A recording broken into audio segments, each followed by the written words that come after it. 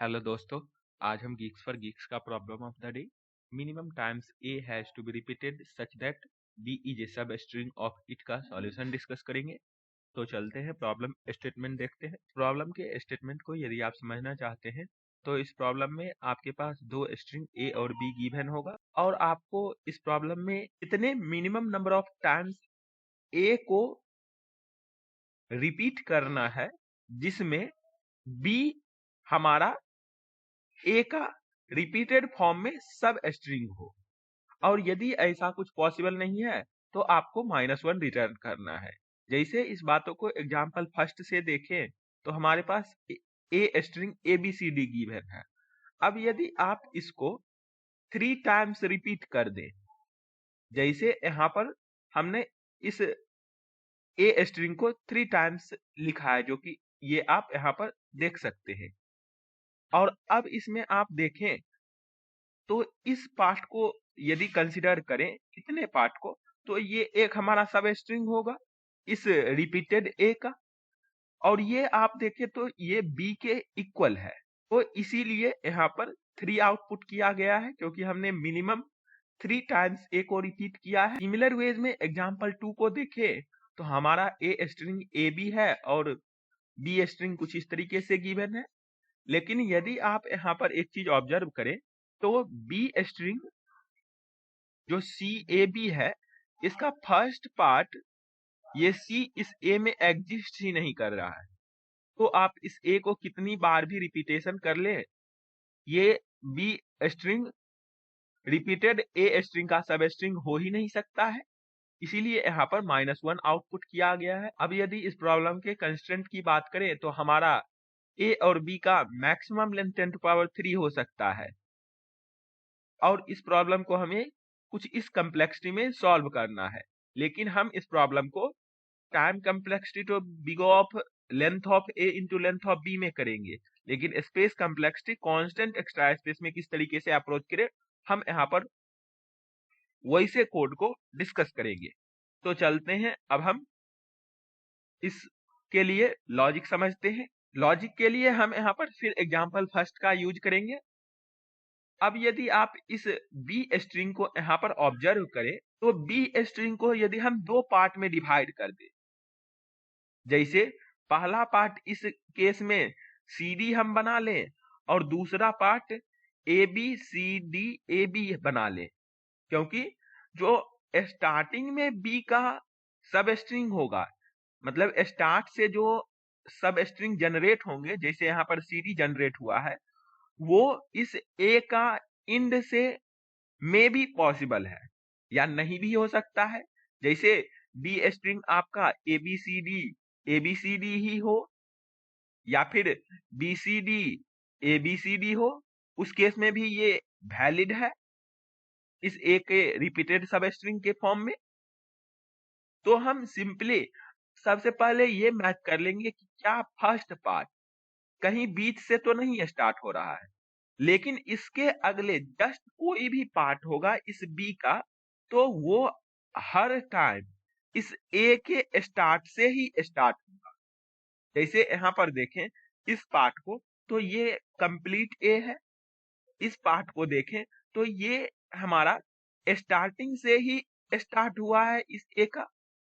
तो वही हम पहले पार्ट को कंसिडर कर लेंगे जो कि बीच से भी स्टार्ट हो सकता है इस ए का, और दूसरी पार्ट या फिर उसके बाद जो भी पार्ट होंगे वो सारे इस गिवन ए के स्टार्टिंग से स्टार्ट होंगे।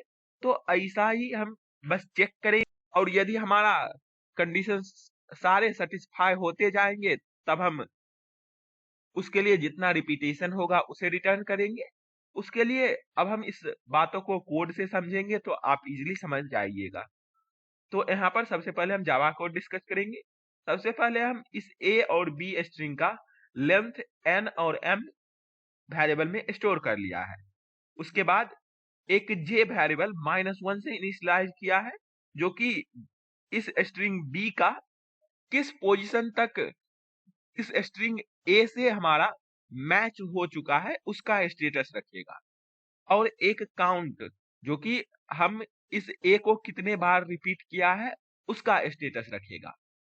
और उसके बाद हम इस ए स्ट्रिंग के ऊपर पहली बार लूपिंग करेंगे, जो कि 0 से लेकर n तक हम लूप रन करेंगे, क्योंकि ये जो बी का स्टार्टिंग स्ट्रिंग था CD, ये हो सकता है लास्ट स्ट्रिंग, मतलब बी भी हो सकता है 1 लेंथ का। तो उसके लिए हम सिंपली हर एक इंडेक्स से स्टार्ट होते हुए जो स्ट्रिंग होगा इस ए का, उसको चेक करेंगे। उसके लिए ये भी होना चाहिए कि जिस पार्ट को हम कंसीडर कर रहे हैं, जैसे ए के फर्स्ट इंडेक्स पर जब हम होंगे तो हमारा BCD ए का सब स्ट्रिंग होगा, और ये होना चाहिए बी में उस टाइम, मतलब 3 लेंथ का होगा।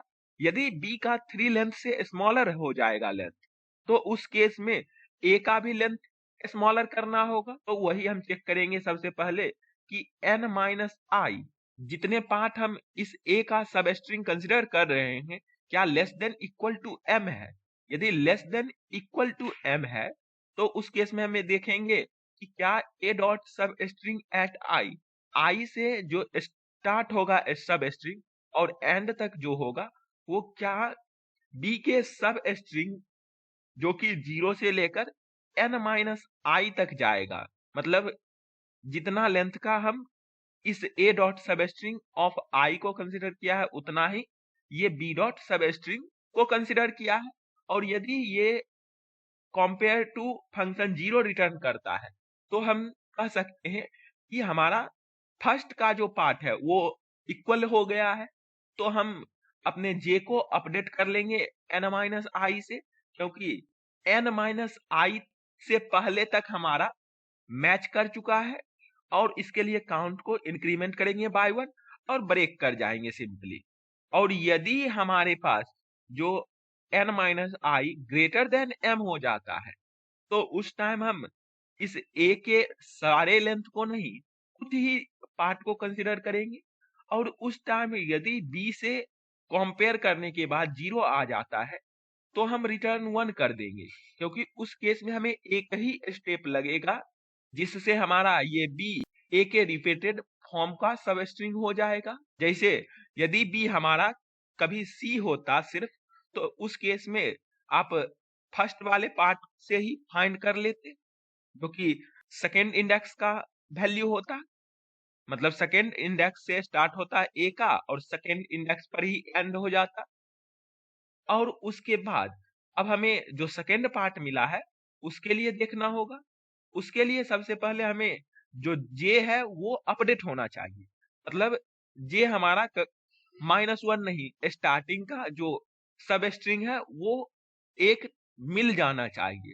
जैसे यदि हम सेकेंड एग्जाम्पल की बात करें, तो इसमें स्टार्टिंग का जो कैरेक्टर है वो सी है, तो ये तो मैच ही नहीं करेगा, उस टाइम हमारा जे-1 ही रह जाएगा। तो सिंपली -1 रिटर्न कर देंगे। और यदि जे अपडेट हो गया है, तो हम अब इस बी के ऊपर लूपिंग करेंगे, जिसके लिए हम ith इंडेक्स जे से स्टार्ट करेंगे, क्योंकि अब हमें जे से ही कंपेयर करना है। और आई तब तक रन करेंगे जब तक आई लेस देन m है, और हर एक टाइम आई में प्लस इक्वल टू n कर रहे हैं, क्योंकि अब हमें जो भी पार्ट कंसिडर करना है वो n लेंथ का ही, मतलब एक के लेंथ के इक्वल तक ही कंसिडर करना है। तो हर एक टाइम n टाइम्स जंप होना चाहिए इस i में, और उसके अंदर फिर हम देखेंगे कि क्या i plus n less than equal to m है।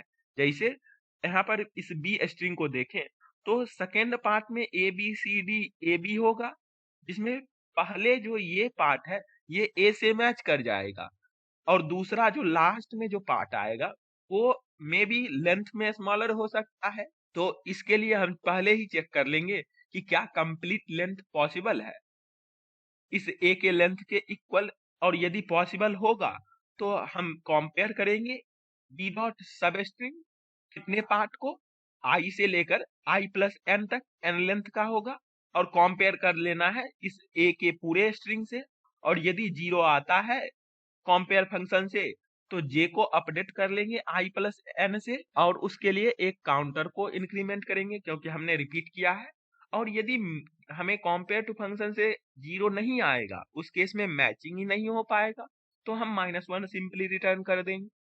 और यदि स्मॉलर लेंथ हो जाता है, मतलब ये पार्ट होता है, तो उसके लिए B dot substring A से स्टार्ट होगा और कंपेयर करना होगा ए डॉट सब स्ट्रिंग से 0 से स्टार्ट करते हुए जितना लेंथ इस ए बी का है, मतलब ये 2 लेंथ का है तो 2 ही लेंथ इस ए का भी कंसिडर करना होगा। तो हम वही यहाँ पर m माइनस जे तक कंसिडर करेंगे, और यदि ये 0 आता है तब तो ठीक है, काउंटर को इंक्रीज करेंगे इसके लिए और जे को अपडेट कर लेंगे m से।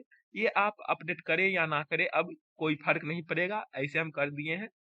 और यदि कंपेयर टू से 0 नहीं आएगा तो -1 रिटर्न करेंगे, क्योंकि ये पार्ट हमें नहीं मिल पाएगा इस ए से, और लास्ट में काउंटर को ही रिटर्न कर देंगे। वही हमारा मिनिमम नंबर ऑफ रिपीटेशन होगा। तो इस कोड को सबमिट करते हैं और देखते हैं कि क्या ये रन करता है।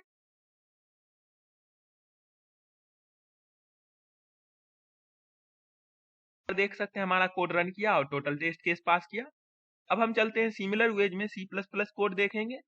C++ कोड भी आप यहाँ पर देख सकते हैं, हमने सिमिलर वेज में लिखा है।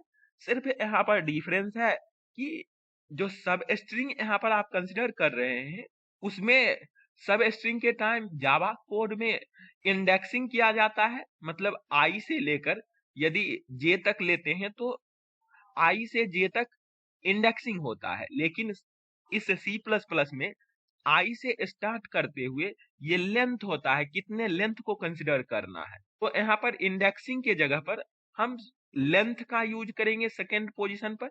तो वही डिफरेंस हम यहाँ पर हर एक जगह कर रहे हैं, जो कि आप देख सकते हैं, और लॉजिक सिमिलर है और कोड भी सिमिलर वेज में है। तो इस कोड को इस लैंग्वेज में सबमिट करते हैं और देखते हैं कि क्या ये रन करता है।